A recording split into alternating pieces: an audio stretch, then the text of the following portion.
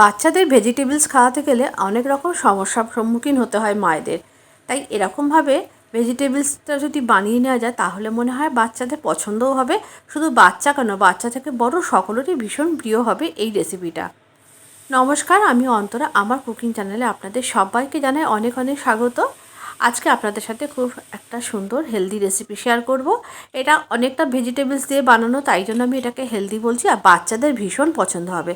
আপনারা আপনাদের পছন্দের যে কোনো ধরনের সবজি নিতে পারেন। আমি এখানে সমস্ত সবজিগুলোকে খুব ভালো করে ছোটো ছোটো করে টুকরো করে কেটে নিয়েছি। এখানে আমি একটা মিক্সিং বোল নিয়ে নিলাম, তার মধ্যে একে একে সমস্ত সবজিগুলো নিয়ে নিয়েছি। আমি এখানে বাঁধাকপি নিয়েছি বেশ কিছুটা কুচিয়ে, আর টমেটোর একটু দানাটা ফেলে টমেটোটাকে কুচিয়ে নিয়েছি। বেশ কিছুটা পরিমাণ নিয়ে নিয়েছি স্প্রিং অনিয়ন, আর নিয়েছি এমনি পেঁয়াজ কুচিও তার সাথে দিয়েছি। বেশ এক মুঠো পরিমাণ ধনেপাতা দিয়েছি, অবশ্যই ধনেপাতাটা দেবেন, ধনেপাতাটা দিলে ভালো লাগবে খেতে। আর দিয়েছি বেশ কিছুটা পরিমাণ গাজর গ্রেট করে, আর একটু কাঁচা লঙ্কা দিয়েছি। দিয়ে সমস্ত কিছু খুব ভালো করে একটা মিক্সিং বোলের মধ্যে নিয়ে অল্প একটু লবণ দিয়ে আগে এটাকে ভালো করে মাখিয়ে নিয়েছি। আপনারা চাইলে এর মধ্যে ফুলকপি দিতে পারেন। আচ্ছা, আর একটা জিনিস দিয়েছি, সেটা হচ্ছে ক্যাপসিকাম। সেটাও দিয়ে সমস্ত কিছু ভালো করে একটু লবণ দিয়ে বাটির মধ্যে নিয়ে নিয়েছি। নেওয়ার পর একটু ভালো করে মেখে 1 মিনিট মতো একটু ভালো করে মাখিয়ে নিয়েছি। তারপরে একটা ডিম ফাটিয়ে দিয়েছি।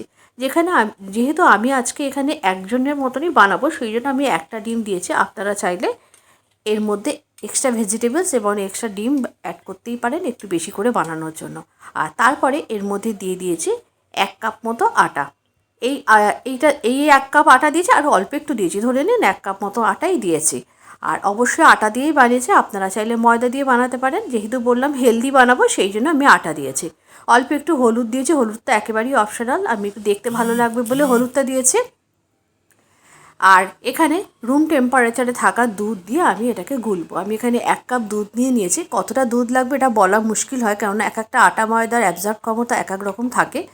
1 কাপ দুধ দিয়েছি, তারপরেও কিন্তু বেশ আটার মতো হয়ে গেছে। যেহেতু অনেকটা ভেজিটেবলস আছে আর আটা আছে, যার ফলে আরেকটু আমাকে এখানে কিন্তু দুধ ব্যবহার করতে হতো। আমি আর এক্সট্রা দুধ ব্যবহার করি না, আমি একটু নর্মাল জলই ব্যবহার করেছি এর মধ্যে। দিয়ে ভালো করে সমস্ত কিছুর সাথে সুন্দর করে মিশিয়ে নিয়েছি। এইভাবে ভালো করে একটা হ্যান্ড হুইস্কার দিয়ে মিশিয়ে নেবেন, তাহলে খুব ভালো করে মেশানোটা হবে। তারপরেও মনে হচ্ছে আরেকটু জলের প্রয়োজন। দেখুন, আমি ঠিক এরকম একটা থিকনেসের ব্যাটার বানিয়ে নিয়েছি। ব্যাটারটা বানিয়ে নেওয়ার পর আমি এর মধ্যে একটু টেস্টের জন্য একটা ম্যাগি টেস্ট মেকার দিয়েছি। এটা একেবারেই অপশনাল, আপনারা পছন্দ করলে দেবেন, না হলে দেবেন না। এই টেস্ট মেকারটা না দিলেও কিন্তু খেতে অনেক বেশি ভালো লাগবে। আপনারা টেস্ট মেকারের বদলে একটু অরিগানো দিতে পারেন বা মিক্স হার্বস দিতে পারেন, সেটাও খেতে ভালো লাগবে। তারপরে একটু ঢাকনা চাপা দিয়ে মিনিট 5 মতো রেখে দিয়েছি। এদিকে গ্যাসের উপর আমি একটা তাওয়া বসিয়ে দিয়েছি। তাওয়ার মধ্যে আমি অল্প একটুখানি সাদা তেল দিয়েছি, আর তারপরে এরকম 2 হাতা ব্যাটার এর মধ্যে দিয়ে একটু আলতো করে ছড়িয়ে দিয়েছি। দেওয়ার পর একটা ঢাকনা চাপা দিয়ে এটাকে মিনিট খানেক মতো একটু মিডিয়াম টু লো ফ্লেমে রান্না করে নিতে হবে, তাহলেই একটা সাইড হয়ে যাবে। দেখুন, আমি 2 মিনিট মতো পরে দেখাচ্ছি, একটা সাইড কিন্তু হয়ে গেছে। এরপরে আমি এটাকে উল্টে দিয়েছি, দিয়ে অপর সাইডটাও আর একটু ঢাকনা চাপা দিয়ে রেখেছিলাম, দিয়ে অপর সাইডটাও কিন্তু হয়ে গেছে। যখন হয়ে গেছে তখন আমি এর মধ্যে একটা বড় চিজটাকে হাফ চিজ আমি এর মধ্যে গ্রেট করে দিয়েছি। বেশি দরকার নেই দেওয়ার, এটাও একেবারে অপশনাল, আপনারা পছন্দ করলে দেবেন। যেহেতু বাচ্চাদের খাবার বলেছে, বাচ্চারা একটু চিজ দিলে খেতে ভালোবাসবে, সেই জন্য এটার মধ্যে একটু চিজ দিয়েছি। তারপরে এটাকে একটু ফোল্ড করে দিয়েছি। এইভাবে আমি পরেও আরেকটা এরকম করবে আরেকটা চাপাটি আমি তৈরি করে নিয়েছি। ঠিক একই রকমভাবে অল্প একটু তেল দিয়েছি, দেওয়ার পর 2 হাতা ব্যাটার দিয়ে দিয়েছি। ব্যাটার দিয়ে একটু ঢাকনা চাপা দিয়ে রেখে দিয়েছি। এক সাইড হয়ে গেলে অপর সাইডটা উল্টে দিয়েছি। তারপরে তার মধ্যে চিজটা দিয়ে ভালো করে এটাকে র্যাপ করে দিয়েছি।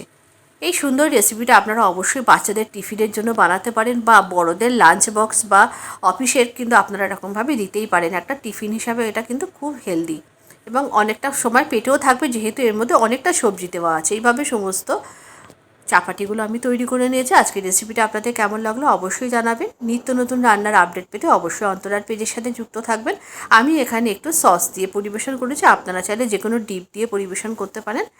আজকের রেসিপিটা তাহলে এই পর্যন্ত। আবারও দেখা হবে পরবর্তী ভিডিওতে আর একটা নতুন কোনো রেসিপির সাথে। সবাই অনেক ভালো থাকবেন, সুস্থ থাকবেন। আবারও দেখা হচ্ছে পরবর্তী ভিডিওতে।